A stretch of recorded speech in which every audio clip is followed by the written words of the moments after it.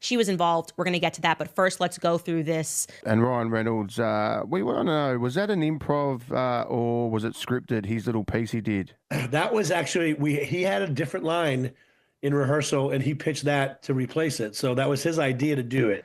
As her lawyers were alluding to, oh, wait until everybody sees everything. You're going to be sorely disappointed because if clickbait was an amendment, this is it. Here's one of Hollywood's most eyebrow-raising controversies. Blake Lively and Ryan Reynolds' colossal PR misstep that could very well cost them their lawsuit. That's right. While the cameras captured their glamorous appearance on SNL's 50th anniversary special, behind the scenes, a legal war was raging, and every move they made was under a magnifying glass. In this video, we'll break down how their public antics might have undermined their credibility, shifted the narrative in favor of Justin Baldoni, and exposed some serious contradictions in their behavior. To fully understand the magnitude of what went wrong, we first need to rewind a bit and look at the context. The journey began with a movie in production, a project that, like any Hollywood film, was never without its behind-the-scenes chaos. According to insiders, the production team was forced to adapt on the fly. There were instances when creative decisions had to be made rapidly, altering scenes, tweaking storylines, and even adjusting the very fabric of the film's narrative. One key element that was discussed was the power of fashion as storytelling. The costume designer, whose work is often described as drinking from a fire hose, argued that every outfit, every accessory carries meaning. For Blake, the role of costume and style wasn't just about visual appeal. It was a way to channel a character's inner world. And while that level of artistic commitment usually sets a film apart, it also highlights how personal branding can blur the lines between art and reality. But as much as the creative team was working to perfect the film, another story was unfolding.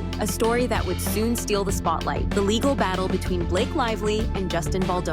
Fast forward to the weekend. In a high-profile appearance on Saturday Night Live's 50th anniversary special, Blake Lively and Ryan Reynolds took to the red carpet together. This wasn't just any public outing. It was their first major joint appearance since the lawsuit was filed. And what a moment it was. Amid flashing cameras and throngs of reporters, the couple exuded an aura of nonchalance and carefree energy. Their smiles were wide, their demeanor was relaxed, and for many, that was the first sign of a glaring disconnect between the public persona and the private turmoil that Blake had openly spoken about. According to our sources, Blake's lawsuit against Justin Baldoni isn't just about a dispute over film rights or creative control. It's about serious allegations of workplace discrimination, sexual harassment, and retaliation. On one side, we have a narrative of profound emotional distress, anxiety, and even crippling trauma. On the other side, the SNL appearance painted a picture of effortless glamour and ease. Let's talk about Ryan Reynolds' role in all of this. If you watch the SNL segment, you might recall a moment that quickly became the subject of endless social media chatter. In the midst of a staged Q&A, Ryan Reynolds casually delivered the line, "Why, what have you heard?" A smirk playing on his lips as if he were merely bantering with old friends. While this might seem like a lighthearted quip in an otherwise well-choreographed skit, it carried far more weight than the playful tone would suggest. In a situation where Blake had publicly detailed her ongoing emotional turmoil, Ryan's joke, intended to poke fun at the relentless media cycle, risked trivializing the severity of the allegations. Instead of maintaining a neutral or empathetic stance, he turned the situation into a punchline, potentially undercutting the gravity of the legal battle. This moment, broadcast to millions, didn't just provide material for memes. It gave Justin Baldoni's legal team a perfect talking point. Every quip, every laugh track, and every lighthearted remark now had to be scrutinized for its real-world implications. Let's shift gears and dive into the core of the controversy, the lawsuit itself. On one side, Blake Lively has leveled severe allegations against Justin Baldoni, accusing him of orchestrating a campaign of defamation, emotional distress, and even controlling the narrative behind a film that touches on serious issues like domestic violence. Her legal team argues that Baldoni's actions have not only damaged her reputation, but also left her grappling with intense personal trauma. In response, Baldoni's camp isn't taking this lying down. They claim that Blake's allegations are nothing more than a series of misinterpretations, blown out of proportion by a mix of media hype and misguided PR strategies. According to Baldoni's side, the very public behavior exhibited by Blake, and by extension, Ryan, only fuels the argument that her claims might not be as genuine as she portrays them. Baldoni's defense hinges on one simple premise: credibility. In legal battles like these, the court isn't just evaluating the evidence on paper. It's assessing the public persona and the consistency of behavior. If someone claims to be devastated by alleged mistreatment, then every public appearance, every media interaction should reflect that pain. But what happens when a high-profile figure like Blake Lively steps out on a red carpet, mingles with Hollywood elites, and appears almost gleeful on national television? That inconsistency becomes a potential liability, and Baldoni's team is poised to exploit it. Now let's examine another crucial aspect: personal branding. For decades, Hollywood celebrities have walked the tightrope of managing their public image. On one hand, you have to appear relatable and authentic. On the other, there's the business of self-promotion. For Blake Lively, fashion has always been a way of telling a story, a way to embody the character she plays both on and off the screen. But when personal style and legal strategy collide, the result can be disastrous. Consider this: just days before the SNL appearance, Blake was actively promoting not only her film, but also her other ventures. Second, when Ryan Reynolds,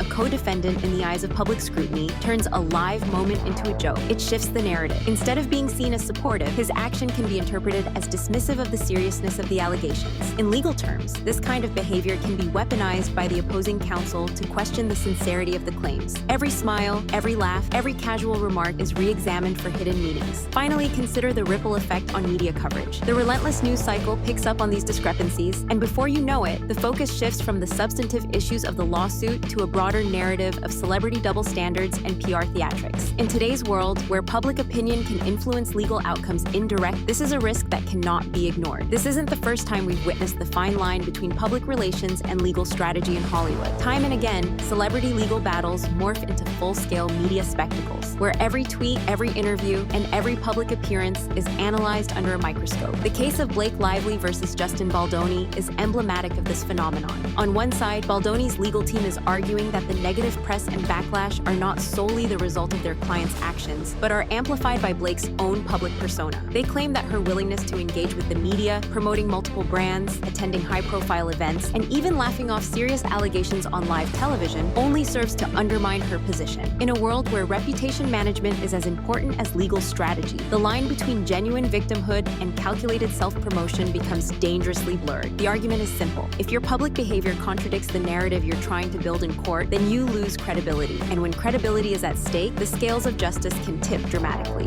Another critical element in this saga is the role of social media. In today's digital age, every public statement, every joke, and every promotional move is instantly broadcasted and dissected by millions. While the traditional media may offer editorial opinions, platforms like Twitter, Instagram, and TikTok serve as the modern-day town square, where public sentiment is raw, unfiltered, and sometimes brutally honest. Following the SNL appearance, the hashtag #WhyWhatHaveYouHeard exploded across social media. Memes, commentary threads, and heated debates surged online. Many users questioned the timing and tone of the couple's appearance. Were Blake and Ryan truly victims of an oppressive campaign, or were they orchestrating their own narrative in a way that ultimately backfired? For legal battles that hinge on public perception, this is a double-edged sword. On one hand, a strong, unified public stance can sway opinions in favor of the aggrieved party. On the other, the virality of a single moment, like a misinterpreted joke, can irreparably damage one's credibility, no matter how solid the underlying legal claims may be. Let's zoom in on the timing of everything. The SNL appearance wasn't a random decision. It came at a critical juncture in the lawsuit. Just days before, Blake had publicly accused Justin Baldoni of orchestrating a smear campaign and had painted a picture of severe emotional and professional distress. Yet, on the very same weekend, she and Ryan were seen smiling, laughing, and engaging with Hollywood's elite at one of the biggest televised events of the year. To many, this sends mixed signals. Is it a case of a celebrity simply maintaining their public persona, or is it a deliberate PR strategy designed to reclaim control of the narrative? From a legal standpoint, the inconsistency is problematic. If you're claiming that your life has been shattered by relentless harassment and defamation, then every public appearance is subject to intense scrutiny. Critics argue that the SNL moment effectively turned what should have been a somber, reflective period into a spectacle, one that Baldoni's legal team can point to as evidence that the claims might be exaggerated or even self-inflicted. Furthermore, the very act of engaging in high-profile media events amidst such a legal battle can be seen as an attempt to deflect from the core issues. Instead of allowing the facts to speak for themselves in court, the focus shifts to celebrity antics, and that diversion could prove fatal in a case where credibility is paramount. So, what does all this mean for the future of the lawsuit? And for the public figures involved, if we take a step back, it becomes clear that every action they take in the public arena is now ammunition for the opposing side. For Blake Lively, the challenge is monumental. Not only must she prove that the allegations of harassment, discrimination, and retaliation are true, but she also has to reconcile her own public persona with the narrative of a traumatized victim. Every appearance, every interview, and every social media post is now under a microscope, and any perceived inconsistency could be weaponized in court. Ryan Reynolds, for his part, faces a similar conundrum. As a co-defendant in the public eye, his attempts at humor and lightheartedness may be viewed as callous or dismissive of a very serious issue. While he may have intended to diffuse tension, the impact is that the gravity of the allegations is diminished, at least in the court of public opinion. And then there's Justin Baldoni, with his legal team building a narrative that emphasizes the inconsistency between Blake's claims and her public behavior. Baldoni appears poised to gain significant traction. His side contends that the negative press and backlash are less about his actions and more about how Blake has chosen to handle the situation.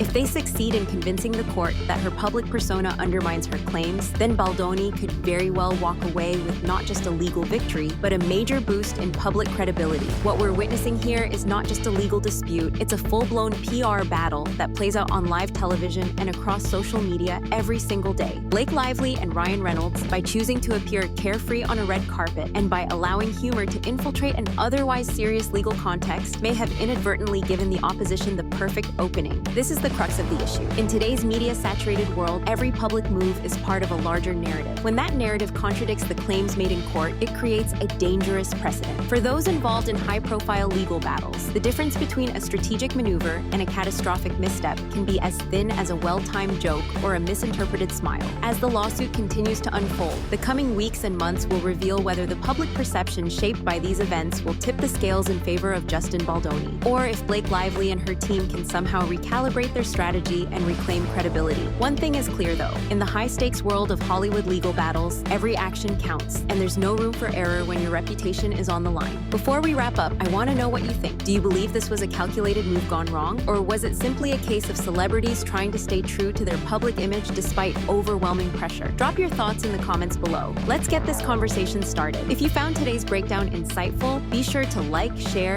and subscribe for more deep dives into Hollywood's biggest controversies. And remember, in an industry where the lines between art, personal branding, and legal strategy are constantly blurred, staying informed is the only way to see through the smoke and mirrors.